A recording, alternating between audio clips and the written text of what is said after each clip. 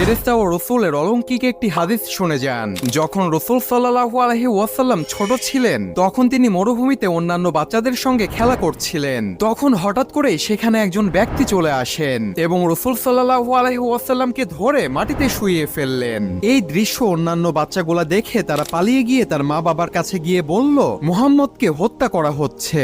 আর এইদিকে সেই ব্যক্তি রাসূলকে ধরে তার বুক কেটে ফেললেন এবং তার বুক থেকে হৃদয় বের করলেন এবং হৃদয় থেকে একটি কালো অংশ বের করে ফেলে দিলেন আর বললেন, এটা ছিল শয়তানের একটি অংশ যা আমি তোমার হৃদয় থেকে ফেলে দিলাম।